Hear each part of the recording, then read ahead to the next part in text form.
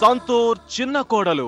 దీనికి పుట్టుక గురించే కానీ చావు గురించి తెలీదు రాధిక. తెలిస్తే ముందే హెచ్చరించేది. ఆ రోజు వాడు వెళ్తుంటే ఆపమని చెప్పేది. అవును రాధిక, తల్లిదండ్రులకు పుట్టించే శక్తి ఉంటుంది కానీ పోతుంటే ఆపగల శక్తి ఉండదు. ఆ దేవుడు పుట్టించే శక్తినిచ్చినట్టే పిల్లలు మరణాన్ని ఆపే శక్తి కూడా ఇచ్చుంటే ఎంతో బాగుండేది. ఏ తల్లికి ఇలాంటి కడుపు కోత, ఏ తండ్రికి ఇలాంటి గుండె బాధ ఉండేవి కాదమ్మా. అయ్యో ఏంటి మావయ్య ఇది? అత్తయ్య, మీరు కూడా అక్కలాగే మాట్లాడుతున్నారు. నేను పక్క నుంచి మాధవ్ వస్తాడు అంటుంటే మీరిలా బాధపడ్డం ఏమీ బాగోలేదు.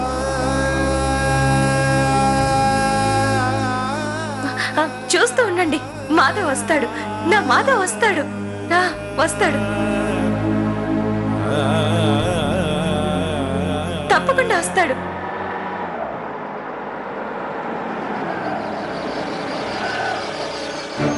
అదిగో వచ్చేసాడు, మాధవ్ వచ్చేసాడు. అక్క చూసావా, నువ్వు రాడు రాడు అన్నావు. చూడు, మాధవ్ వచ్చేసాడు. అత్తయ్య చూడండి. రాధిక, అత్తయ్య మీరు హారతి తీసుకురండి. మావయ్య గారు మీరు అక్షంతలు తీసుకురండి. అక్క ఏంటల్లా చూస్తావు? వాళ్ళకి హెల్ప్ చేయి. నేను మాధవ్ తీసుకొస్తాను.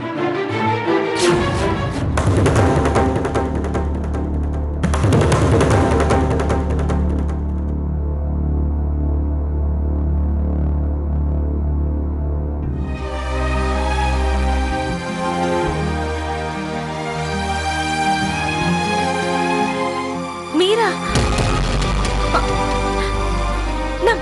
మాధవ్ రాలేదా? నా మాధవ్ ఎక్కడా? మాధవ్ రాలేదా? నన్ను చూసి మాధవ్ అనుకున్నావమ్మా? అమ్మ రాధిక, మాధవ్ కోసం ఆలోచించి ఆలోచించి నీ మనసు పాడు చేసుకోకు. వెళ్ళమ్మా, వెళ్ళి కాస్త విశ్రాంతి తీసుకో.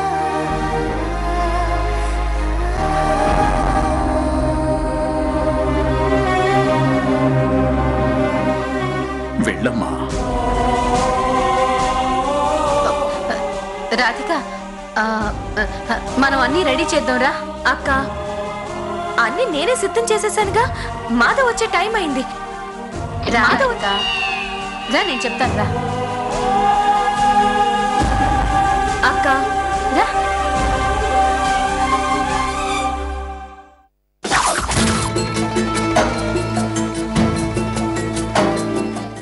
ఏమిటన్నయ్య ఈ ఘోరం?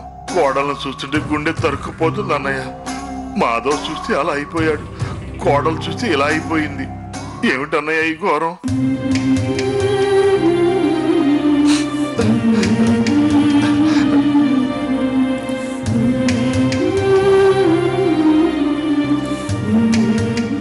ఈ ఘోరం చూస్తే ఎలా ఉండగలుగుతున్నావు వదినా?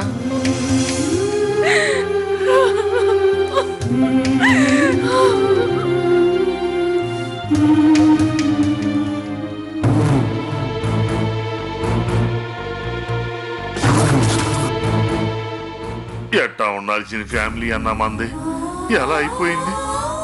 ఇవన్నీ చూస్తూ ఎలా భరిస్తున్నావన్నా?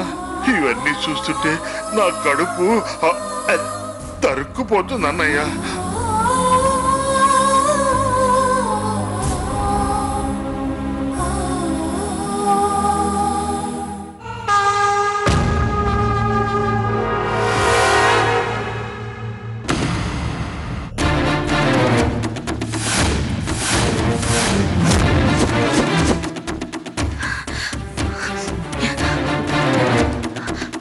రాధిక, నీతో ఒక విషయం చెప్పాలని ఇంతక్కడి నుంచి పిలుస్తుంటే అర్థం చేసుకోవేంటి? ఆ విషయం తెలిసినప్పటి నుంచి నేనెంత టెన్షన్ పడుతున్నానో తెలుసా? అయ్యో మర్చిపోయాను.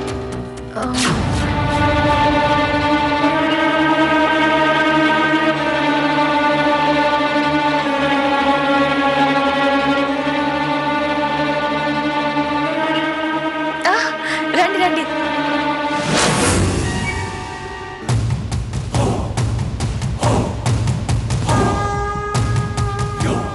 మాధవ్ చనిపోలేదని తిరిగి వస్తాడని పిచ్చి దానిలా ఎదురు చూస్తున్నావు.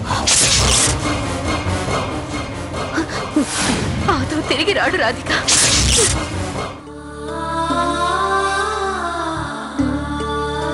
సంతూర్ చిన్న కోడలు.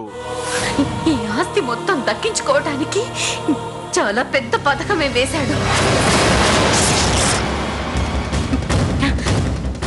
ఈ విషయంలో ఎవరు అడ్డొచ్చినా చంపేస్తాడట. చివరికి నువ్వైనా సరే